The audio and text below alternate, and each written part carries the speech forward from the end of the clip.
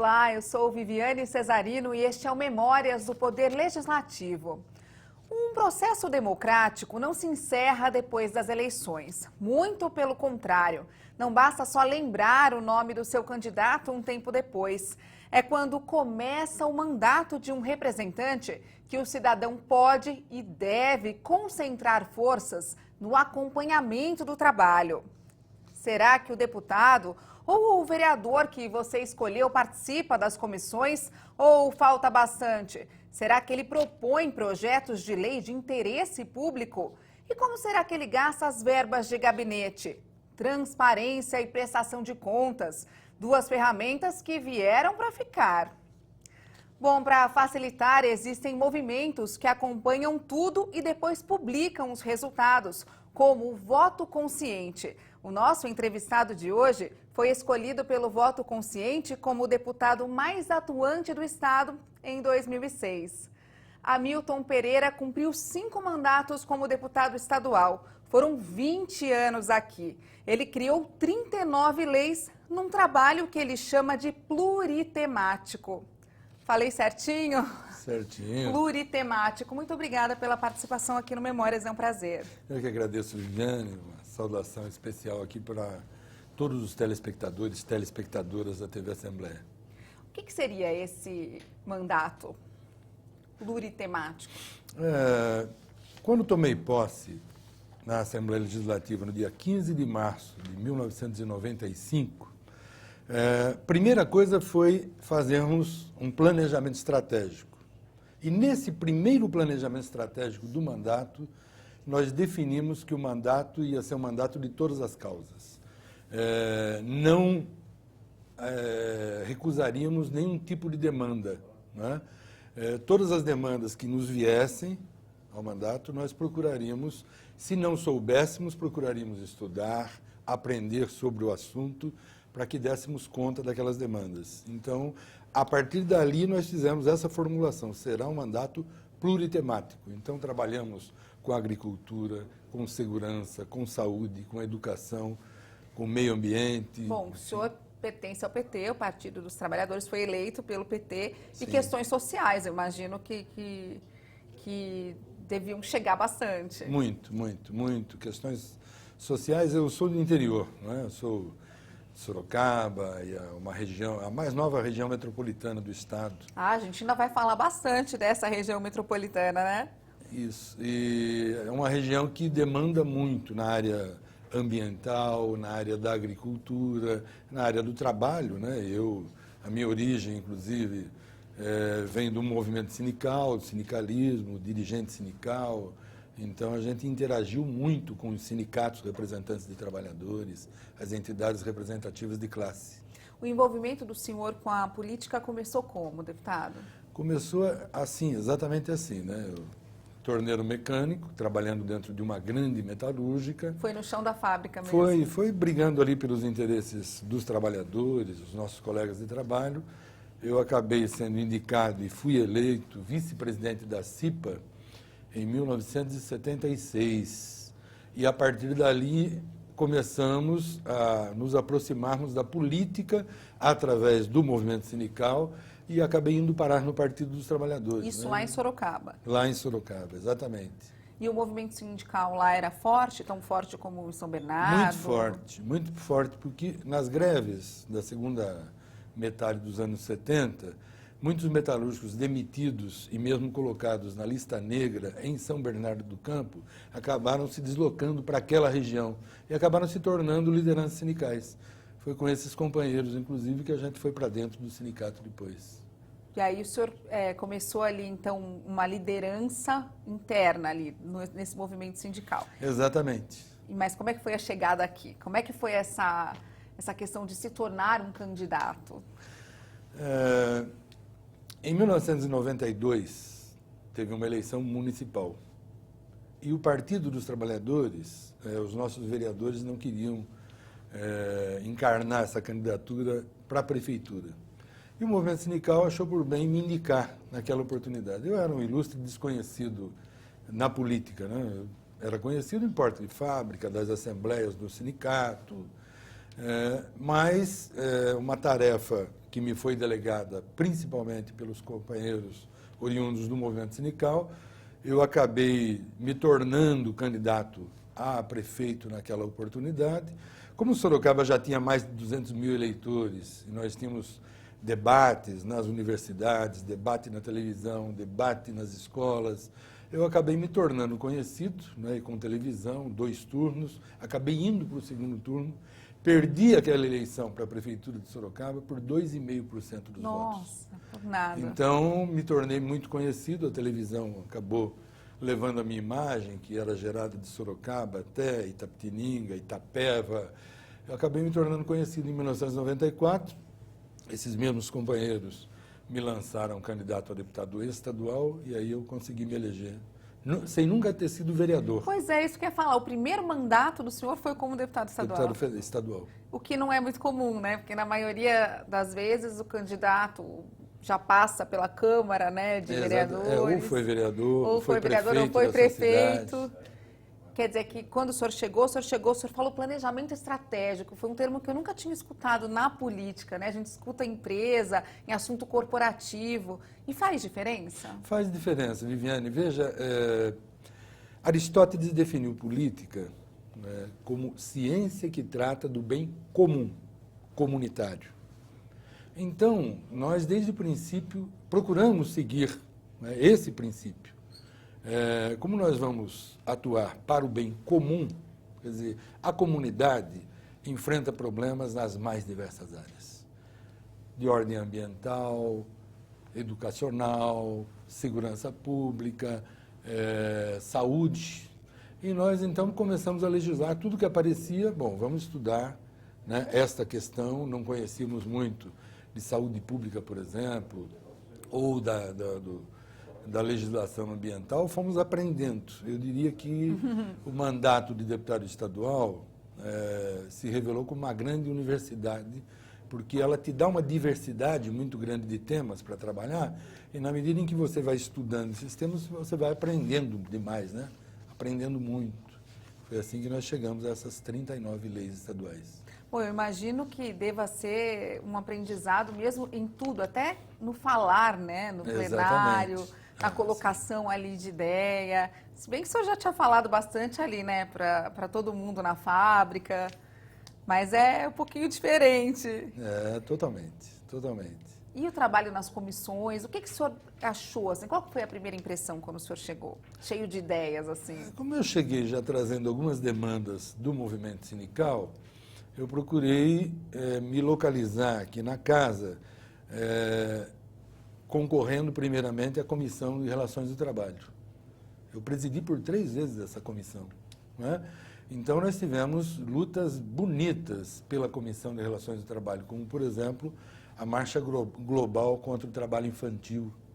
No estado de São Paulo tinha trabalho escravo de crianças. De criança. No interior do estado, nas grandes fazendas. Nossa, em pleno na região estado de de São Itapeva, Paulo. exatamente.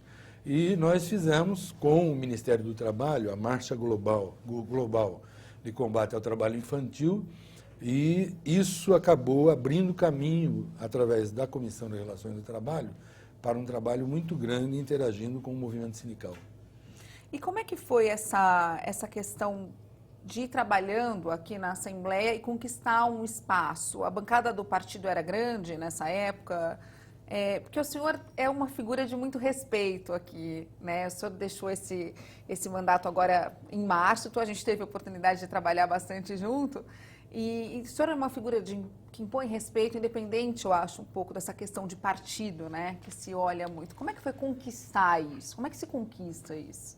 Aos pouquinhos? Quando cheguei na Assembleia, em 1995, eu era o 13º deputado da bancada do PT. Tínhamos exatamente 13 deputados para aquela legislatura. Depois, com o decorrer dos anos e as eleições seguintes, houve uma ampliação, nós chegamos a ter 24 deputados na Assembleia. Que era a década de 90, né? 94. Exatamente. Então, nós fomos conquistando aqui o espaço no trabalho das comissões, nas audiências públicas que fizemos, porque depois abraçamos algumas causas que tinham muitas pessoas envolvidas, não é? Então as prioridades Não só- foram surgindo. Exatamente. Então, uma das formas de você exercitar o mandato de deputado estadual é procurar trazer essa população para dentro da Assembleia, não é? Porque, por exemplo, nos últimos anos do meu mandato, pelo menos nos últimos 4 anos, eu trabalhei muito com a questão dos desaparecidos, das pessoas desaparecidas. E aí nós tínhamos a Associação de Busca a Crianças Desaparecidas de São Bernardo do Campo. Nós tínhamos as Mães em Luta, as Mães da Sé, e fizemos aqui algumas audiências públicas com essas mães todas que andavam à procura dos Nossa, seus isso é uma filhos, das suas angústia crianças, terrível. enfim. Então, há uma forma também de fazer com que o povo se reconheça realmente na Assembleia Legislativa do Estado de São Paulo, que é a casa do povo. É trazendo-o para cá e fazendo da sua luta uma luta dos deputados, das deputadas. O senhor acha que falta um pouquinho isso, de repente, trazer um pouco mais a população para cá? Porque a população se acha distante da Assembleia. Eu optei por isso. É claro que cada mandato tem, imagino que todos façam planejamento, né, para o seu mandato e escolhem temas, né, escolhem algumas bandeiras específicas, né, que as pessoas acabam encampando e se especializam naquilo. Nós temos deputados aqui, por exemplo, que se atêm muito à questão da educação. Verdade. Que trabalham muito focados na questão da educação. Temos deputados que, pela sua própria origem, segurança pública, ou policial militar, ou delegado de polícia, acabam desenhando muito o seu mandato, focando a questão da segurança pública, não é? Então, eu acho que nós acabamos fazendo um diferencial aqui, na medida em que nós estabelecemos essa vocação pluritemática. A audiência pública é uma forma de chamar as pessoas. Exatamente. Que elas deem a sua opinião, deixem ali, né, uma demanda registrada, né, do que elas precisam. Mas que mais, deputado? Como é que se participa mais? Isso que eu falei no começo, o senhor concorda? Essa questão da prestação de contas, da transparência. Será que a gente sabe como fazer esse trabalho? Acho que todo detentor de mandato deveria ter esse feedback com a sociedade. Não só trazer a sociedade para dentro da Assembleia, né, que é um local em que ela não está muito acostumada, nem sabe como se virar aqui dentro desse grande labirinto que é a Assembleia Legislativa, mas fundamentalmente é saindo da sala, saindo dos gabinetes e indo ao encontro da sociedade. Eu fiz muito isso, eu andei todo o interior do estado de São Paulo, nessa luta, quer seja com os familiares que tinham crianças autistas, foi uma outra bandeira que nós encampamos aqui nessa luta para termos um programa de atenção integral à saúde da criança autista. Enfim, a gente ia até a sociedade. Aqui na Zona Leste tem um Padre Ticão, trabalhava muito com as famílias que tinham crianças autistas. Então, a gente também fez audiências públicas, por exemplo, na igreja do Padre Ticão, para tratarmos da questão do autismo, das crianças com autismo que necessitavam de tratamento. Bom, e nesse trabalho, o senhor foi primeiro secretário ao longo desses mandatos todos, 2001 a 2003. Exatamente. E presidente do Conselho de Ética da Assembleia Legislativa. 2 vezes. Que missão! O Conselho de Ética, ele é atuante, na opinião do senhor, aqui? É atuante. O Conselho de Ética, dificilmente ele é provocado, né? Dificilmente ele é provocado. Deveria ser mais, o senhor acha? Eu acho, veja, hoje em dia, como se questiona muito a política e os políticos, né? Eu acho que nós devemos estar sempre atentos. Eu presidia o Conselho de Ética 2 vezes, nós estávamos muito atentos. Agora, dificilmente os deputados são levados ao Conselho de Ética por conta das suas atividades, porque as atividades se dão aqui dentro das comissões, né? E dificilmente alguma coisa atinge, digamos assim, a imagem do deputado. Nós tivemos um caso aqui, eu me lembro bem, de um de uma coisa que estourou na imprensa no interior do Estado, lá na região de Presidente Prudente, do envolvimento, do eventual envolvimento de um deputado com questões relacionadas à CDHU, construção de casas e tal, que eu me lembro que foi o único caso que deu um bocado de trabalho para nós aqui. Mas, ao final, nada se comprovou contra o deputado, que havia sido denunciado por um órgão de imprensa lá da sua região, né, e que depois trouxe o caso aqui para a Assembleia. Exatamente. Mas o deputado em questão acabou sendo absolvido pelos membros do Conselho de Ética e ficou por isso. Mas o Conselho investigou? Investigou. Nós fomos buscar material, inclusive, na Procuradoria de Justiça, à época, e não se comprovou nenhuma culpabilidade daquele deputado naquela oportunidade. É um cargo difícil de ocupar, deputado aqui dentro? Não é difícil. Para mim foi uma honra, porque se pressupõe que para alguém ser escolhido para presidir o Conselho de Ética seja uma pessoa que preze pela ética na política, não é? Então, para mim, foi uma honra muito grande, por 2 vezes seguidas, presidir o Conselho de Ética da Assembleia Legislativa do Estado. Vamos, então, chamar o nosso primeiro intervalo e falar no próximo bloco dessa questão da região metropolitana, uma luta enorme, né, do senhor, região metropolitana de Sorocaba. Daqui a pouquinho a gente volta com mais memórias, não sai daí, até já.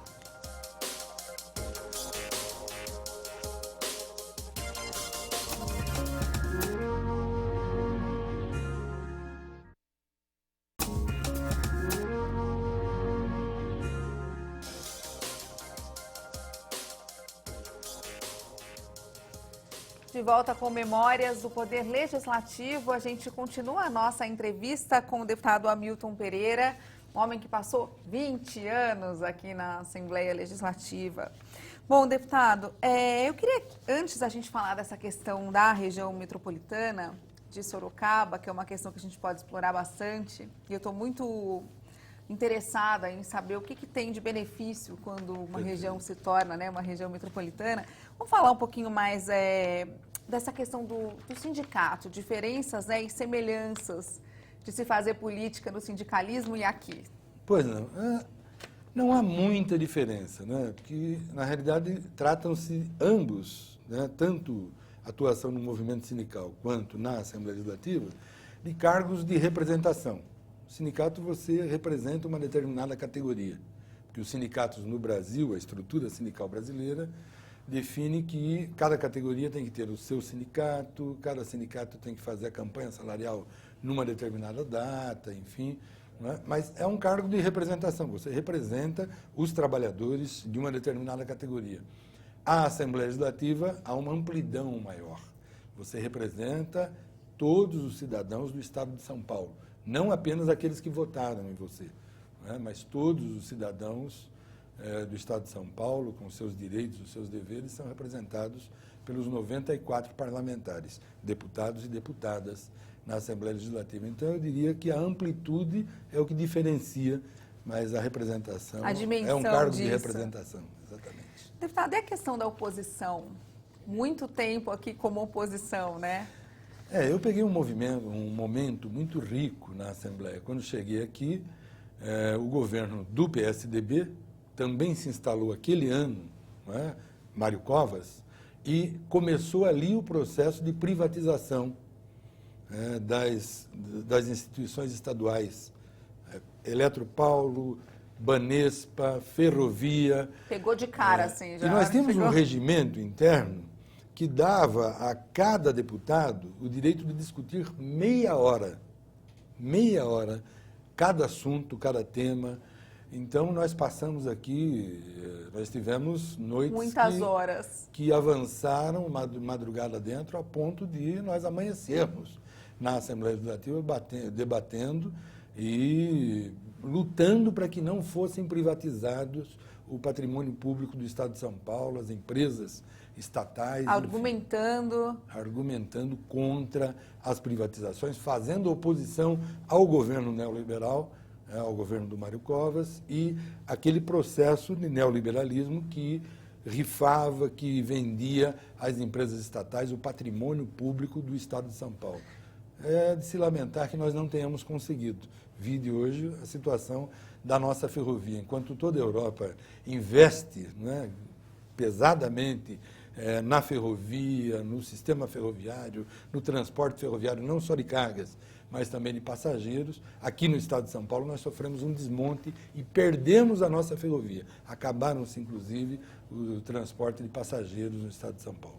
Parece que ele, nesse momento, tem um projeto de se retomar essa questão do transporte de passageiros pelo governo do estado. Eu participei de uma comissão, cobrindo uma comissão uns tempos atrás, eles estavam explicando seria muito bom esse projeto. Bom, vamos falar então um pouquinho dessas leis que o senhor fez aqui. Esse projeto, né, que criou a região metropolitana de Sorocaba, foi uma batalha. Começou quando? 9 anos. Foram 9 anos até sair. Né? Exatamente. Nós começamos essa luta em 2005 e ele só foi aprovado em 2014. 2014. Né? E foi uma vitória para a nossa região, para a região de Sorocaba, porque são 26 municípios hoje que já começam a trabalhar de forma integrada.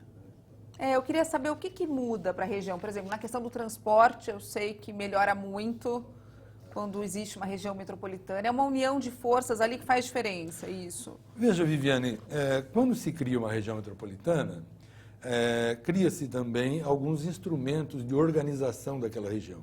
Então, Conselho de Desenvolvimento Metropolitano, composto por todos os 26 prefeitos e prefeitas da região de Sorocaba.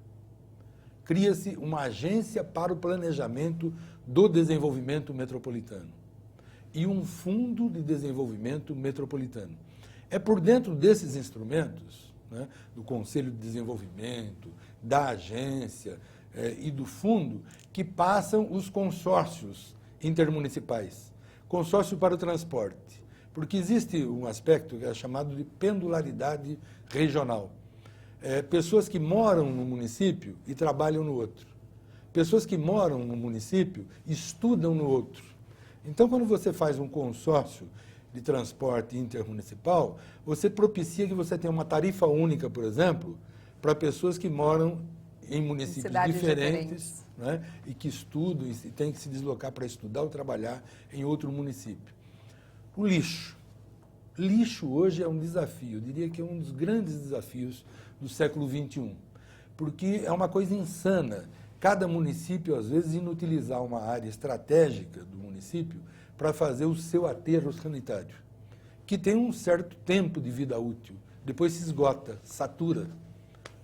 Por que não, como fez o ABC na década de 90 já, um consórcio onde você, os municípios se juntam, desapropriam uma área grande, fazem um aterro sanitário com tecnologia de ponta para, inclusive, se apropriarem do gás produzido, o gás metano. Não seja só um depósito ali. Exatamente. Onde isso resolve o problema da destinação final dos resíduos sólidos para vários municípios ao mesmo tempo. Né? Você pode fazer um consórcio, como já existe lá na nossa região metropolitana, um consórcio para a segurança, com a integração Polícia Militar, Polícia Civil e os municípios que já têm a sua Guarda Civil Municipal. Então, uma integração dos bancos de dados acerca da criminalidade, ações comuns de combate à criminalidade e de segurança para as populações da região, isso é muito importante. Então, eu diria que os consórcios e o trabalho coletivo entre os municípios, de cooperação entre os municípios, eu acho que é o grande mote da criação das regiões metropolitanas. Quando a gente une, também aumenta a produtividade de uma certa forma e o resultado pode ser mais emprego, de repente, mais oportunidade. A celebração de consórcios... Na economia faz diferença. E realização do comércio intermunicipal. Não é? Então, realmente, já que você tem trabalhadores e trabalhadoras que moram no município e trabalham no outro, não é? Também, por que não, um município vende os seus produtos, a sua matéria-prima para o outro que tem as indústrias de transformação também tem naqueles outros municípios da matéria-prima um público consumidor dos seus produtos. Enfim, nós estamos falando aqui da região metropolitana de Sorocaba, que hoje é uma das maiores regiões exportadoras, inclusive, porque temos lá a indústria de transformação na área automotiva, a Toyota está lá, a Fiat está lá, E nós temos muita indústria que fornece equipamentos e produtos para a indústria automobilística. Demorou 9 anos, o senhor disse. 9 anos. O senhor acha que por uma questão política essa demora? Não, sem dúvida, porque o Poder Executivo, o governo do Estado, ele não concebe que uma lei dessa natureza seja criada por um parlamentar, embora não haja nenhum diploma legal, não esteja escrito em lugar nenhum que parlamentar não possa criar uma região metropolitana, mas o governo do Estado tem, por hábito, dizer que uma região metropolitana só pode ser concebida pelo Poder Executivo. Por iniciativa, então, do Executivo. Tanto é que, depois de 9 anos, o Poder Executivo pegou o nosso projeto de lei, assinou, subscreveu e mandou para a Assembleia Legislativa como sendo dele.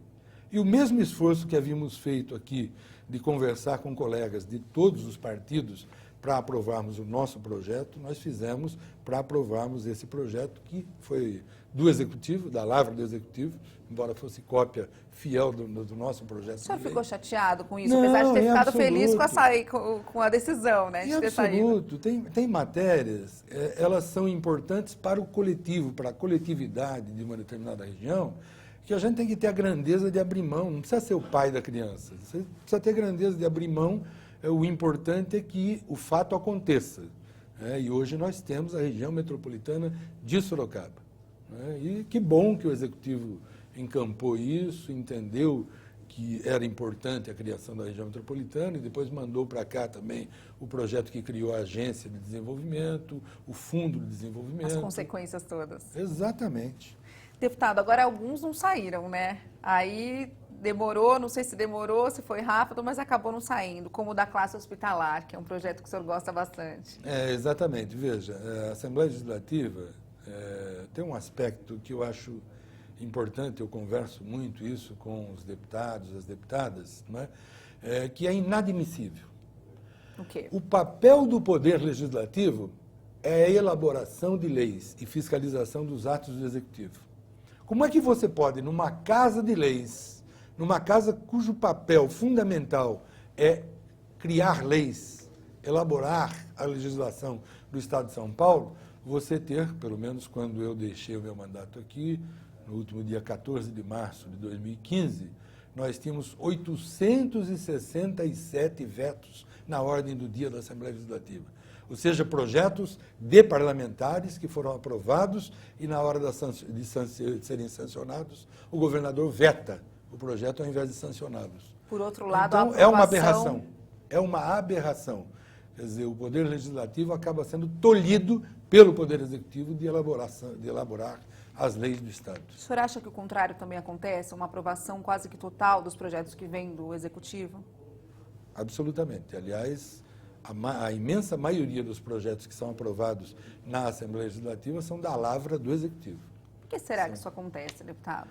É estranho. Eu não sei se isso ocorre em outros estados, mas no estado de São Paulo, que é o maior estado, o estado mais rico da federação, nós temos uma Assembleia Legislativa que é o maior parlamento depois da Câmara Federal.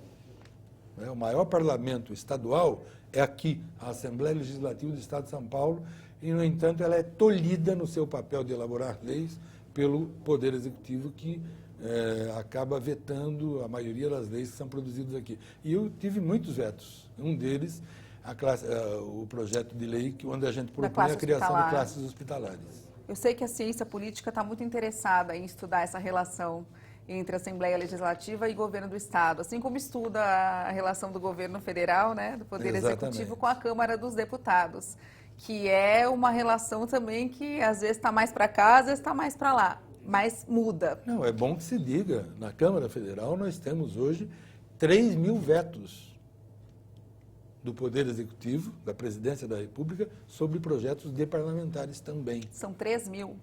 3.000. Pelo menos era, os últimos dados que eu consegui reunir. Alguns outros projetos que eu queria que o senhor falasse, como o Escola da Família. O Escola da Família, a menina dos olhos do meu mandato, né, Lei 10.312 de 1999, como que criamos a Escola da Família? Na realidade, nós observamos que lá no interior do Estado começou a aumentar essa ocorrência de agressões contra a escola. Jovens que pulavam o muro. Para depredar, o senhor fala? Para depredar, para pichar a escola. Nós visitamos algumas escolas, que nós recebemos denúncias, e fomos verificar, jovens pulavam o muro da escola nos finais de semana, arrombavam a despensa onde estavam guardados os produtos da merenda escolar, e ou furtavam ou danificavam. Eu fui numa escola uma vez em que eles tinham arrombado a despensa e tinham espalhado, rasgado pacotes de macarrão, de arroz, de feijão, espalhado pelo pátio da escola.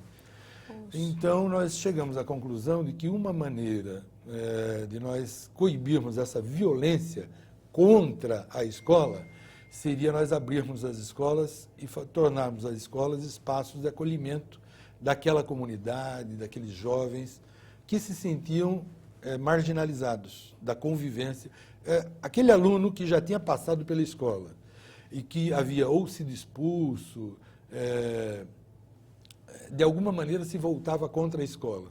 E era uma espécie de vingança. Nós levantamos o perfil do agressor de escola. Invariavelmente, o agressor da escola tinha um vínculo com a escola. Um irmão, uma irmã que estudava lá, o namoradinho ou a namoradinha, e ele próprio, às vezes, já tinha estudado naquela escola, né? Então, quando você abre a escola nos finais de semana, chama a comunidade para dentro da unidade escolar, chama a família, os pais, e coloca ali atividades de esporte, lazer, cultura e arte, você está dizendo para a comunidade, olha, esse espaço é seu. E a comunidade passa a zelar pela escola. Então, a Escola da Família era um programa interdisciplinar de participação comunitária no combate à violência nas escolas, né? Pela vida, não a violência. Então, foi um projeto que deu muito certo. Isso que eu ia perguntar, funciona, deputado? Até o Serra assumir o governo. Até o Serra assumir o governo, o programa funcionava, diminuiu democratizou o espaço escolar. Nos finais, diminuiu a índices assim irrisórios. Aí o Serra vira governador do estado e corta 50% de todos os recursos que garantiam a bola de futebol para os meninos jogarem, a rede,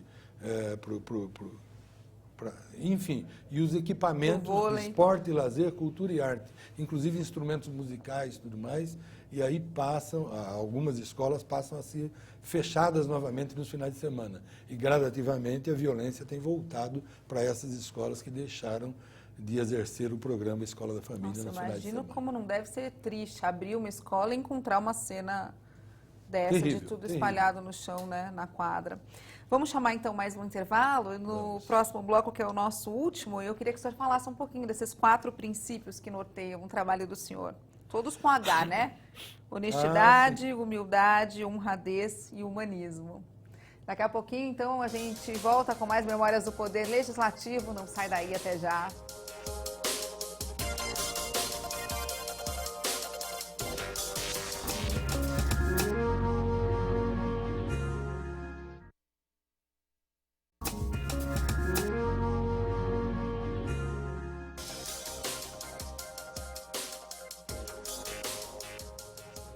Memórias do Poder Legislativo está de volta. A gente continua entrevistando o deputado Hamilton Pereira, 5 mandatos aqui na Assembleia Legislativa. Bom, eu quero que o senhor conte para a gente como é que faz para reunir princípios nessas 4 palavras tão em falta hoje em dia. Honestidade, humildade, honradez, humanismo. Na realidade, desenvolvi esses princípios em função de uma experiência própria no meu processo educacional, né? Eu tenho uma memória muito boa para as ocorrências de quando eu era criança.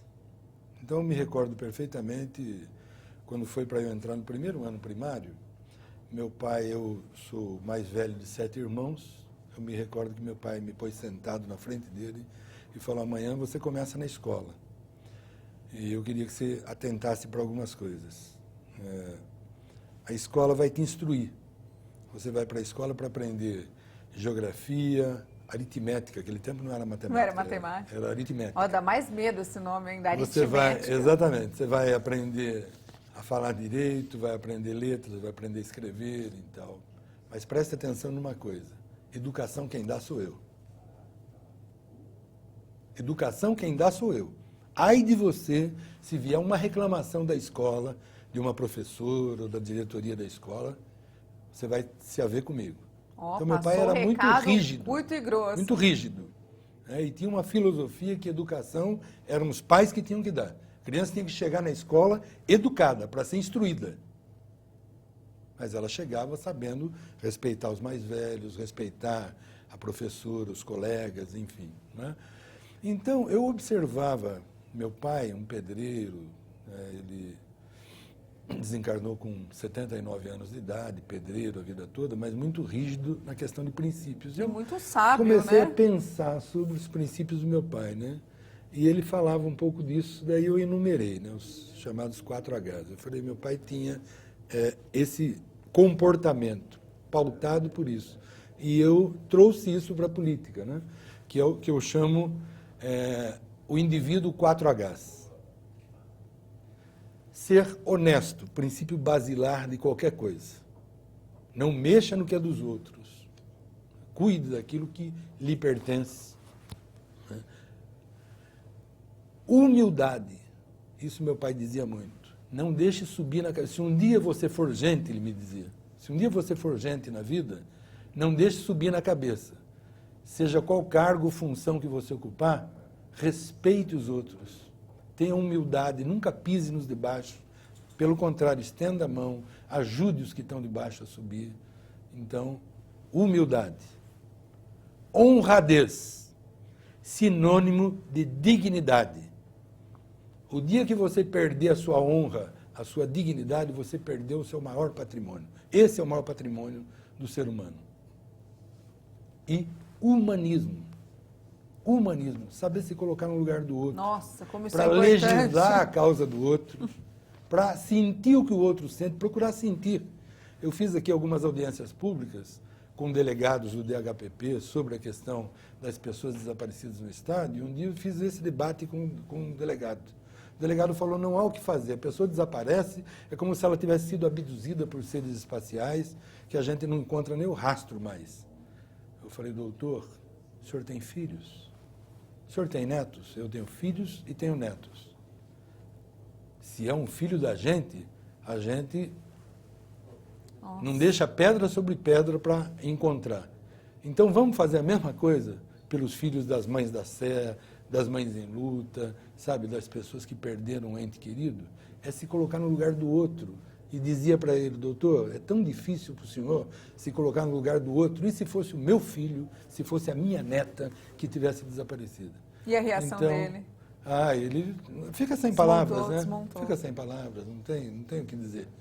Então, essa questão, né, de você ser humanista é se colocar no lugar do outro. Eu acho isso fundamental para quem tem um mandato e para quem se dispõe a legislar a causa da sociedade. A visão do senhor em relação a esses princípios ou em relação a uma visão de mundo mesmo mudou depois? O senhor teve um AVC, depois de uma doença séria que o senhor teve? Olha, eu sou formado em História, mas eu reputo que a maior universidade que eu fiz foi a Universidade da Vida e com um capítulo especial na Assembleia Legislativa do Estado de São Paulo. No dia 2 de abril de 2002, depois de um dia todo, eu fazia um planejamento estratégico do meu mandato para o ano de 2002. Terminou a tarde, eu fui embora para casa. Quando foi à noite, eu passei o dia trabalhando. Quando foi à noite, meus filhos eram pequenos à época, um tinha 9 anos, o outro tinha 7, e pediram que eu sentasse com eles para assistir um filme. Eu me lembro até hoje. Tela quente. Ia passar Múmia.